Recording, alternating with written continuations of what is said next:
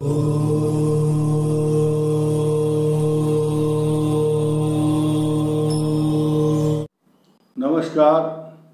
एक बहुत रोचक टॉपिक लेकर के आया हूँ मैं आपके सामने। राजयोग की बात करेंगे। सब लोग राजयोग सुनते हैं, ये शब्द बार बार आता है और सुन कर के अच्छा भी लगता है। लोग सोचते हैं कि राजयोग अगर मेरा है तो हो सकता है मुझे राजगद्दी मिल जाए, मैं मंत्री बन जाऊं या सरकारी दफ्तर में नौकरी करूं या IAS PCS बन जाऊं।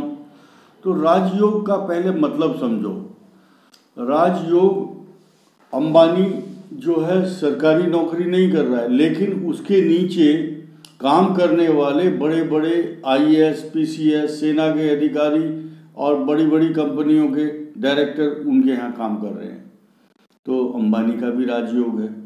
जरूरी नहीं कि सरकारी ही नौकरी करता है आदमी तो राजयोग होगा, लेकिन एक आदमी किसान है, उसका बड़ा फार्म हाउस है, राजा महाराजाओं की तरह आचरण करता है, खूब पैसा है उसके पास और बड़ा सम्मान है चारों तरफ।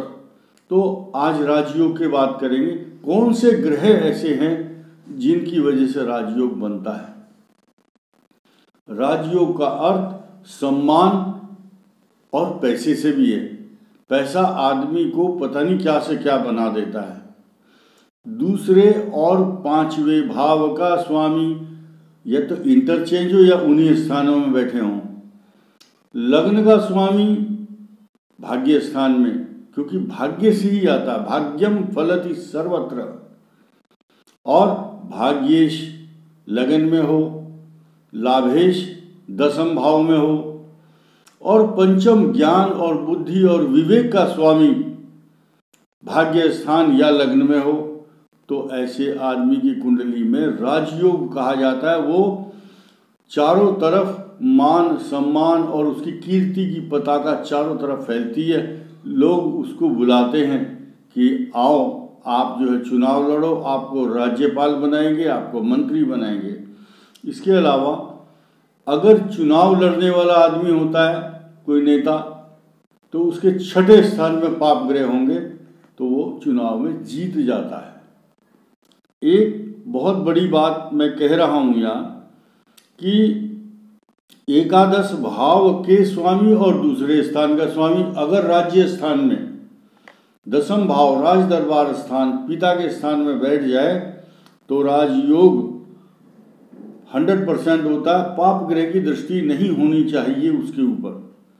विशेष राजयोग हैं। और यदि राहु चौथे, पांचवें, 10वें और 11वें स्थान में हो तो अपनी दशा, भुक्ति, अंतरदशा पीरियड और सब पीरियड जब आते हैं अंतर प्रत्यंतर, तब राहु राजयोग का फल प्रदान करता है। आपने देखा होगा कुछ आदमी थोड़े दिन के लिए मुख्यमंत्री रहते हैं, फिर इस्तीफा दे देते हैं, तो वो पूर्ण ग्रहों का प्रभाव है।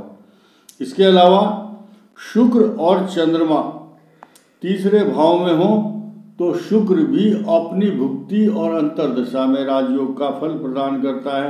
यदि दशमेश और एकादशेश की युति हो या परस्पर दृष्टि संबंध हो, ये बहुत बड़ा राजयोग है।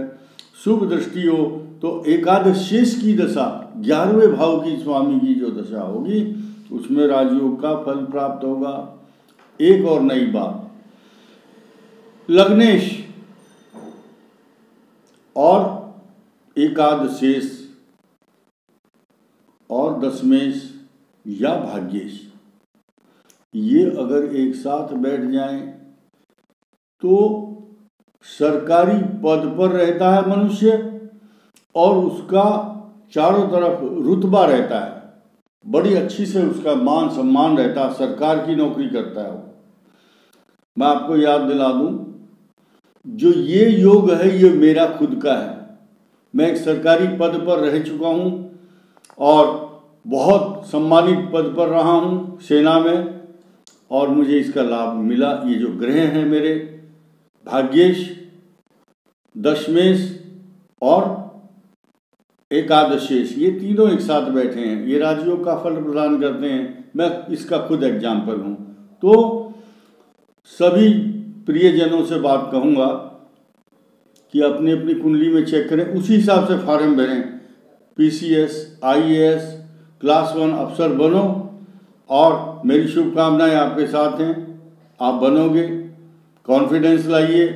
ख़ास तौर से युवा वर्ग जो फ़ोन कर रहे हैं आजकल मुझे बहुत ज़्यादा मात्रा में, फ़ोन कम से कम करें। और मैं भी बहुत ज़्यादा व्यस्त हूँ। अब आप देखिए, मैं अब ये कैमरे के सामने हूँ, अब आप फ़ोन करेंगे तो मैं कैसे उठाऊँगा? पूजा कर रहा हूँ तो, भोजन करता हूँ तो, घरेलू दिनचर्या में व्यस्त होने के कारण फ़ोन नहीं उठा पाते। इसलिए अच्छा होगा व्हाट्सएप पर मैसेज भेजें और अपनी समस्या लिखेंगे तो हम आपका बहुत जेन्युइन बात होगी तभी उत्तर देंगे, वरना संभव नहीं है। तो आज इस बात को यही विराम देते हुए आपको मैं शुभकामनाएं देता हूं। धन्यवाद, नमस्कार।